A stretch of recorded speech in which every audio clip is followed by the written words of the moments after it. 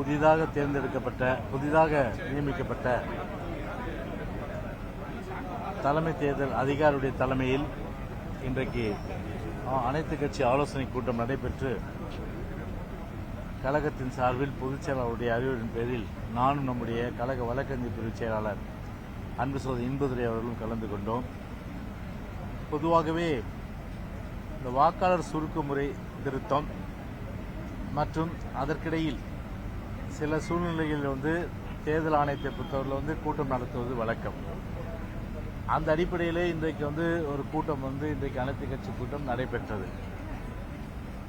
நாங்கள் பேசும்போதே சொன்னோம், ஏதோ இந்த கூட்டம் ஒரு சம்பிரதாயத்துக்கு நடத்துறீங்க, ஒவ்வொரு முறையும் எங்களுடைய கட்சியின் சார்பில் கரடி கத்துற மாதிரி கத்துறோம், பெரிய அளவுக்கு கருத்துக்கள் சொல்றோம், ஆனா எல்லாம் செவுடன் காதல் ஊதுற சங்கு மாதிரி தான் இருக்க ஒழிய அதனால ஒரு இம்பாக்டும் இருக்கிறது இல்லை, ஒரு பிரயோஜனமும் கிடையாது. அதனால இந்த முறையாவது நாங்கள் எழுத்து மூலமா கொடுத்துருக்கோம், அது எழுத்து மூலமா கொடுக்கப்பட்ட அந்த கடிதத்தை படித்து அதன் அடிப்படையில் நடவடிக்கை எடுக்க வேண்டும் என்று கேட்டுக்கொள்கிறோம் சொல்லிட்டு எழுத்து மூலமாகவும் அந்த கடிதம் கொடுத்துருக்கோம் தலைமை தேர்தல் அதிகாரத்தில்.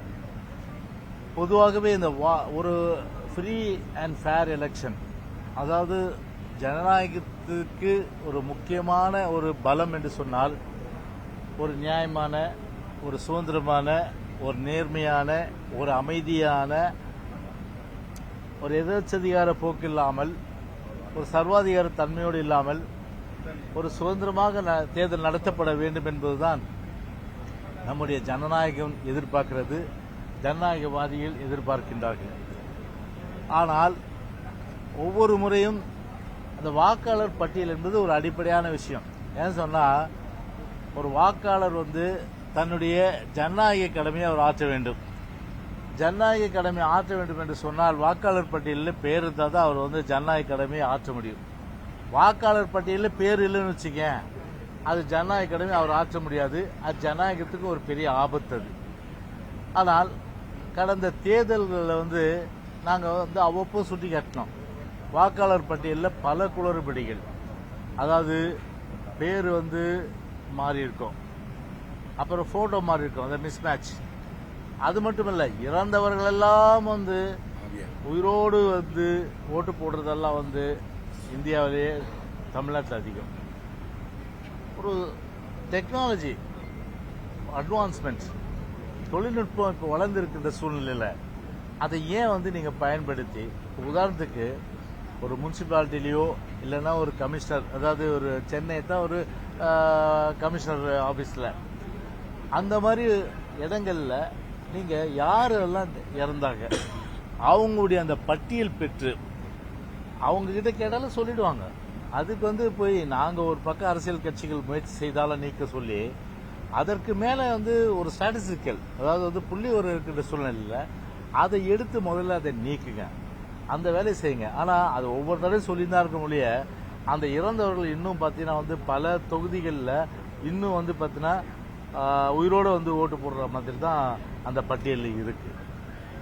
ரெண்டாவது, பிஎல்ஓ என்று சொல்லக்கூடிய பூத் லெவல் ஆபீசர், அதே போன்று பிஎல்ஏ பொறுத்தவரை கட்சி சார்பில் நியமிக்கப்படுபவர்கள், அதே ஒவ்வொரு கட்சியிலையும். ஆனால் பிஎல்ஓ பொதுவாக எலெக்ஷன் கமிஷன் யாரை நியமிக்கிறாங்கன்னு பார்த்தா எல்லாமே அந்த எழுத படிக்க தெரியாதவங்க, அது மட்டும் இல்லை விவரம் தெரியாதவங்க, இப்படிப்பட்டவர்கள் தான் பிஎல்ஓவை நியமிக்கிறாங்க. அப்போ அவங்களுக்கு அக்கௌண்டபிலிட்டி என்ன? அவங்க தவறு செஞ்சா அவங்கள தண்டிப்பதற்கு உண்டான எந்த விதிமுறையும் வகுக்கல, எந்த சட்டமும் அவங்களுக்கு கொண்டு வரல. பொதுவாக தேர்தல் நேரத்தில் பார்த்தீங்கன்னா ஒரு மசில், அதாவது மிரட்டல் அதிகமாக இருந்தால் மொத்தத்தில் எங்கிட்ட கொடுத்துட்டு போடா. ஒரு பிஎல்ஓவே பூத் ஸ்லிப்பு அந்த தெருவுக்கு எடுத்துட்டு போறாருன்னா அந்த வாக்குச்சாவடியில் அந்த பலம் மிக்கவர் என்ன பண்ணுவார்னா, ஏய் இங்கே குடுறா அதை அப்படி சொல்லி வாங்கிட்டு இவன் என்ன பண்ணுவான்னா அவங்க கட்சிக்காரருக்கு மட்டும் கொடுத்துட்டு போயிடுவான். தான் கட்சிக்கு ஓட்டு விழாதவங்களுக்கு அந்த பூத் ஸ்லிப்பு கொடுக்கறது கிடையாது. ஆனா அதே தேர்தல் நடத்துறதுனால டேபிள் போட்டு உட்கார்றாங்க. டேபிள் போட்டு உட்கார்ற இடத்துலயே ஒரு ஒழுங்கா வந்து அதை டிஸ்ட்ரிபியூட் பண்றாங்கன்னா எங்களுக்கு கொடுத்ததே இவ்வளவுதாங்க, உங்க பேர் இதுல இல்ல, நாங்க என்ன பண்றதுன்றாங்க. அப்போ ஒரு அக்கௌண்டபிலிட்டி கிடையாது. நாங்க என்ன சொன்னோம்னா எழுத்து மூலமா சொல்லியிருக்கோம், ஒரு வாய் வழியாகவும் சொல்லியிருக்கோம். பூத் லெவல் ஆபீசரை பொறுத்தவரை அதாவது குரூப் 4 அதாவது வந்து கடைநிலை அந்த ஸ்டாஃப் போடுங்க. இப்போ டெபுடேஷன் போடுங்க. பல இடங்களில் இப்போ வந்து கடைநிலை ஊழியர்லாம் இருக்காங்க, அவங்கள போடுங்க. அதுக்கு மேலே இப்போ அந்த குரூப் 4 அதாவது அந்த கேட்டகரியில் வர நிறைய ஸ்டாஃபுங்க இருக்காங்க. நீங்கள் அவங்கள வந்து பூத் லெவல் ஆஃபீஸராக போட்டு ஒரு அக்கௌண்டபிலிட்டி ஃபிக்ஸ் பண்ணி நீங்கள் வந்து ஒரு லெட்ஜரை மெயின்டைன் பண்ணுங்க. ஒரு வீட்டுக்கும் பூத் ஸ்லிப்பு கொடுத்தா, ஒரு வீட்டில் போட்டோன்னா 5 பேருக்கு ஓட்டு இருக்கா, 5 ஸ்லிப்பை கொடுங்க. அந்த குடும்பத்தில் நாங்கள் வந்து கொடுத்துட்டோம் சொல்லி அந்த குடும்பத்தில் யாருக்கிட்டே ஒரு கையெழுத்து வாங்கிடுங்க.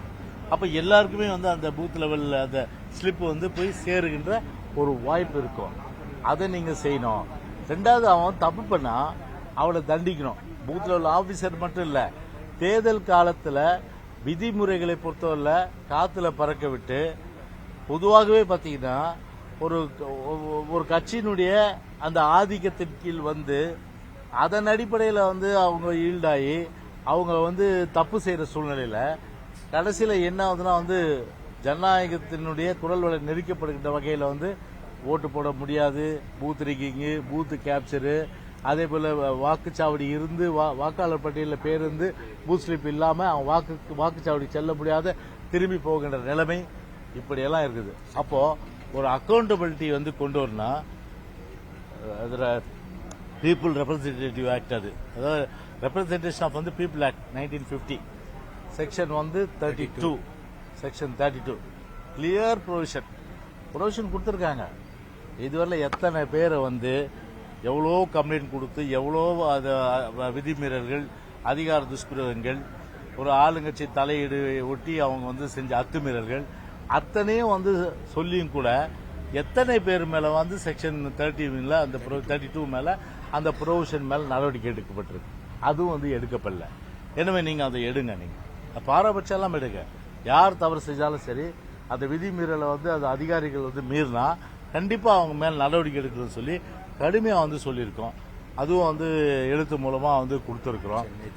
அதே போல் இந்த கடந்த தேர்தலில் ஒரு மிகப்பெரிய ஒரு மோசடி என்னன்னா, வாக்காளர் பேர் வந்து போன தடவை ரெண்டு விஷயமா பார்க்கணும். ஒன்று, வாக்காளர் பேரில் வந்து அதாவது போன எலெக்ஷனில் அதுக்கு முந்தி நடந்த சட்டமன்ற தேர்தல் 2021 அதே போன்று மாநகராட்சி தேர்தலையும் சென்னை இருந்தால் மாநகராட்சி தேர்தல் உள்ளாட்சி தேர்தல் ஓட்டு போட்டிருப்பாங்க. ஆனால் இந்த தேர்தலில் அவங்க பேர் நீக்கப்பட்டிருக்கு. எப்படி நீக்கினாங்க சொல்றாங்க? அந்த வாக்கு மறுக்கப்பட்டவங்க கிட்டத்தட்ட 10-15 எலெக்ஷன் நான் போட்டிருந்தேன் சார் ஓட்டு, இந்த எலெக்ஷன்ல எனக்கு வந்து ஓட்டே இல்லை சார், கேட்டா உன் பேர் இல்லைன்றாங்க. எப்படி திடீர்னு நீக்கப்பட்டாங்க? அது அப்போ உள்ள ஒரு பட்டியல், வெளியொரு பட்டியல். பூத் லெவலில் வந்து வெளியே வந்து அரசியல் கட்சிகள் கொடுக்கறது ஒரு பட்டியல், அதே போன்று உள்ள இருக்கிற பிரசிடிங் ஆஃபீஸர் அவருக்கு கொடுக்குற ஒரு பட்டியல். இந்த பட்டியல் அந்த பட்டியல் டேலி ஆகுதுல.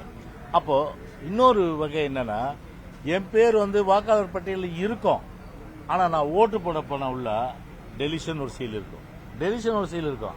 எப்படி டெலிஷன் ஆச்சு அது? அப்ப அந்த பட்டியலை எங்ககிட்ட கொடுக்கல முன்னாடி. இந்த மாதிரி அவருடைய வாக்குரிமையும் வந்து பறிக்கப்பட்டிருக்கு. அது ஜனநாயக படுகொலை இல்லையா? அதனால இந்த மாதிரி வந்து இல்லாம, ஒரு முறைகேடு இல்லாம முழுமையான அளவுக்கு ஆதார் கார்டை பொறுத்தவரையில மேக்சிமம் நாங்க கேட்ட கேள்விக்கு இதுவரை 6 கோடி பேர், 6 கோடி வாக்காளர் மேல இருக்காங்க. ஏறக்குறைய வந்து ஒரு 4 கோடிக்கு மேற்பட்டவர்கள் வந்து ஆதார் கார்டை வந்து லிங்க் பண்ணியிருக்கா சொல்றாங்க. நான் என்ன சொன்னேன், நாங்க என்ன சொன்னோம்னா இன்னும் 2 கோடி பேர் இருக்காங்க. அவங்களே நீங்க வந்து மேண்டேட்டரி இல்லைன்னா கூட ஒரு விளம்பரத்தின் மூலமா நீங்க வந்து அதை வந்து அவங்கள ஆதார் கார்டு லிங்க் பண்ணி இதை சேர்ப்பது மூலமா இந்த ஷிஃப்டடு, டெத்து, மிஸ்மேட்சிங்கு, அதே போல இந்த டெலிஷன், இந்த ப்ராப்ளம் எதுவுமே வராது. அதை நீங்க உடனடியாக கடைபிடிக்கணும்னு சொல்லியிருக்கோம். குறிப்பாக பார்த்தீங்கன்னா வந்து ரிட்டனாக ஒரு கம்ப்ளைண்ட் என்ன கொடுத்துருக்கோம்னா, அந்த வாக்காளர் குளறுபடியில் தமிழ்நாடு முழுவதும், ஈரோட்டில் எப்படி நடந்து தெரியும் உங்களுக்கு, இந்த பை எலெக்ஷனில் பல குளறுபடி வாக்காளர் பட்டியலில் அது பல முறை வந்து தேர்தல் ஆணையத்தில் சொல்லக்கூட ஒரு கிணத்துல போட்ட கல் மாதிரி ஆகிப்போச்சு. எந்த நடவடிக்கை இல்லை. இப்போ என்ன சொல்லியிருக்கோம்னா, இப்போ திருநெல்வேலியில் அங்கே பிரச்சனை, அதே பல தொகுதிகளில் பிரச்சனைனாலும் கூட ஒரு குறிப்பிட்ட சில தொகுதியில் மட்டும் இப்போ சென்னையில் ஆர்கே நகர், அதே போல பெரம்பூர், அதே போன்று 1000 விளக்கு, தியாகராய நகர், சேப்பாக்கம், திருவள்ளிக்கேணி சேப்பாக்கம், சோழிங்கநல்லூர், அப்போ வந்து திருநெல்வேலி, இப்படி எல்லா மாவட்டங்களையும் இந்த மாதிரி பல பிரச்சனைகள் வந்து வாக்காளர் பட்டியல் குளறுபடி இருக்கிற காரணத்தால அன்பு கூர்ந்து விழிப்போடு இருந்து வர 2026 சட்டமன்ற தேர்தல் நடக்கும்போது 100% அளவுக்கு வாக்காளர் பட்டியலில் குளறுபடி இல்லை என்ற அந்த நிலையை வந்து நீங்கள் தெளிவுபடுத்தினால் அதுவே எங்களுக்கு வந்து ஒரு மகிழ்ச்சியான விஷயமாக இருக்கும். எனவே அந்த வகையில் நீங்க வந்து கண்டிப்பா செய்யணும்னு சொல்லியிருக்கோம். நீங்க சார், இப்போ தேர்தல் காலங்களில் பல்வேறு புகார்கள் அரசியல் கட்சிகள் சார்பாக தேர்தல் ஆணையத்தில் கொடுக்கப்படுது. அந்த புகார்கள் மீது எடுக்கப்படக்கூடிய நடவடிக்கைகள் எதுவுமே வெளியே தெரியாமலே இருக்கு. அது தொடர்பாக இல்ல, அதுதான் சொன்னமே.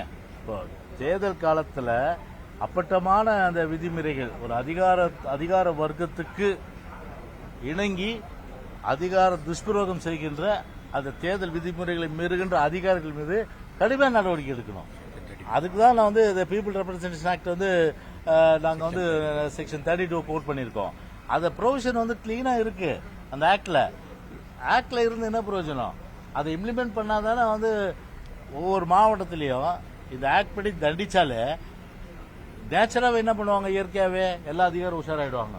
அப்பா நம்ம வேலை போயிடும், அதோட டெர்மினேட் பண்ணிடுவாங்க சர்வீஸ்லேருந்து, எனக்கு ஏன்பா இந்த தொல்லை அப்படின்வாங்க. ஆனால் அந்த பயம் வந்து எப்போ வரும்? ஆக்ஷன் எடுக்கும்போது தான் வரும். இப்போ அந்த பயம் இல்லை. அதனால அந்த செக்ஷன் 32 படி வந்து அதை நடவடிக்கை எடுக்கணும்னு சொல்லி வலியுறுத்தி இருக்கோம்.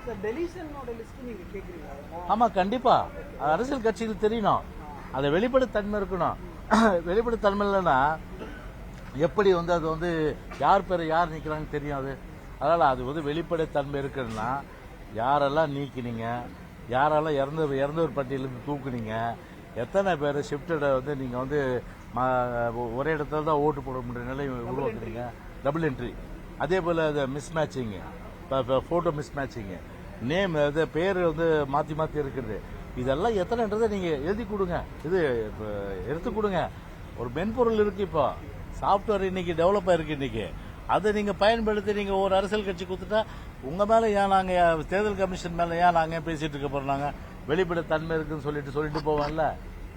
சார், நீங்க நிறைய கோரிக்கை வச்சிருக்கீங்க, உங்ககிட்ட என்னென்ன கோரிக்கை அவங்க வச்சிருக்காங்க? என்ன எங்களோட அனைத்து இந்திய அண்ணா திராவிட முன்னேற்ற கழகத்தை பொறுத்தவரை தேர்தலை பொறுத்தவரை நியாயமா, சுதந்திரமா, அமைதியா, ஒரு ஜனநாயக ரீதியில அத்துமீறல் இல்லாம இப்படி நடக்கணும். அதனால முழு ஒத்துழைப்பு நாங்க தரோம். ஆனா இங்க இருக்க கட்சி குறிப்பா அங்க நான் அது வந்து அனைத்து கட்சி கூட்டன்றதுனால யாருமே கூட்டம் சொல்ல முடியாது. இங்க பொதுவாக ஆளு கட்சி எல்லா வித துஷ்பிரயோகம் செய்யும்.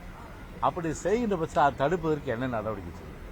எங்களை பொறுத்தவரை 3 பேர் எங்களை பொறுத்தவரை பாத்தீங்கன்னா இது பாருங்க, இது வந்து அதாவது கோவன்குளம் தானே, ஆமா. இது பாருங்க, ராதாபுரம் தொகுதியில நம்ம இன்பதுரை சட்டமன்ற உறுப்பினர் அந்த தொகுதியில ஒரே இது நபருடைய அந்த பெயர் போட்டோ மூணு இடத்துல வந்து வந்திருக்கு. 3 இடத்துல ஒரு ஓட்டு போட்டிருக்காரு. 3 இடத்துலயும் இது எப்படி வந்து ஒரு ஜனநாயக ரீதியில ஒரு நேர்மையான முறையில் வந்து தேர்தல் நடந்து சொல்ல முடியும்? சின்னத்துறை சின்னத்துறை அதுக்கு என்ன சார் சொல்றாங்க, விளக்கம் என்ன சொல்லிருக்காங்க? அதுதான் சொல்றேன். அதான் இப்ப நாங்க கேட்கிறோம், இது வந்து தப்பு தானே? இது தப்புன்னும் போது அந்த டிஸ்ட்ரிக்ட் எலக்ட்ரல் ஆபீசர் இருக்க டிஓ யார் இதெல்லாம் காரணம் அப்படின்னு பார்த்துட்டு அவர் தண்டிக்கணுமா இல்லையா? அப்ப செக்ஷன் 32 என்ன பண்ணுதாப்பா? அப்ப எதுக்கு இது பல்லு இல்லாத பாம்பா? அதுக்கு உண்டான வந்து ஒரு ப்ரொவிஷன் வந்து கிளியரா வந்து ஆக்ட்ல கொடுத்துட்டு இருக்கும்போது அதை பயன்படுத்தல என்ன தப்புன்ற நான் அதை பயன்படுத்தி தண்டிங்க யாரா இருந்தாலும் விருப்பம் பார்க்காம. அப்ப ஆட்டோமேட்டிக்கா அதிகாரிகள் மத்தியில் அந்த ஒரு எண்ணம் வரல.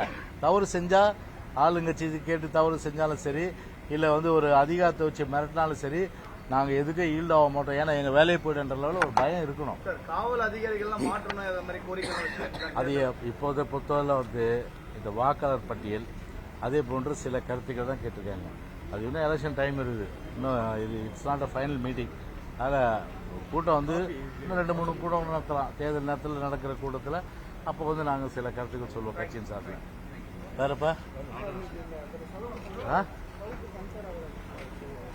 அதாவது தமிழ்நாட்டை பொறுத்தவரை ஒரு சட்ட ஒழுங்கு மிக மிக மிக மிக ஒரு மோசமாகி தினந்தோறும் பத்திரிகை திருப்பினா கொலை, கொள்ளை, ஆள் கடத்தல், கட்ட பஞ்சாயத்து, அப்புறம் வந்து எதிர்கட்சிகளை ஒடுக்குவது, அது மட்டும் இல்லாம பத்திரிகை துறையை ஒடுக்குவது, இந்த 5-6 வேலையை தான் இன்னைக்கு இந்த ஆளுங்கட்சி, குறிப்பா திராவிட முன்னேற்ற கழகம் இன்றைக்கு செஞ்சிட்டு இருக்கு.